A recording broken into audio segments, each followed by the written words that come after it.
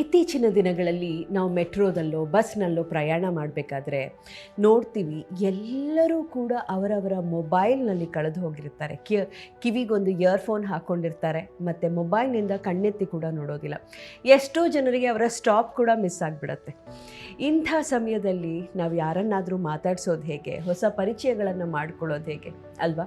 ಮನೆಯಿಂದ ಒಬ್ಬರೇ ಹೊರಡ್ತೀವಿ, ಹೋಗಬೇಕಾದ ಜಾಗಕ್ಕೆ ಹೋಗ್ತೀವಿ, ಒಬ್ಬರೇ ವಾಪಸ್ ಬರ್ತೀವಿ. ನಮ್ಮ ಲೆಕ್ಕಕ್ಕೆ ನಾವು ಪ್ರಪಂಚಕ್ಕೆ ಹೋಗಿರ್ತೀವಿ.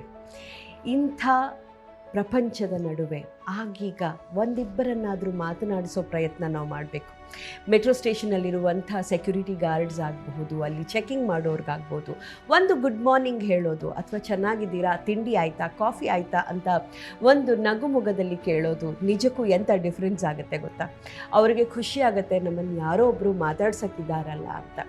ಇಂಥ ಪ್ರಯತ್ನಗಳಿಂದಾನೇ ನಾವು ನಮ್ಮ ಪರಿಚಯಗಳನ್ನು ಬೆಳೆಸ್ಕೊಳ್ಳೋದು, ಜೊತೆಗೆ ಒಂದು ಸಮಾಜದಲ್ಲಿ ನಾವು ಎಲ್ಲರೂ ಕೂಡ ನಗುವನ್ನು ಹಂಚೋದಕ್ಕೆ ಸಾಧ್ಯ ಆಗುತ್ತೆ.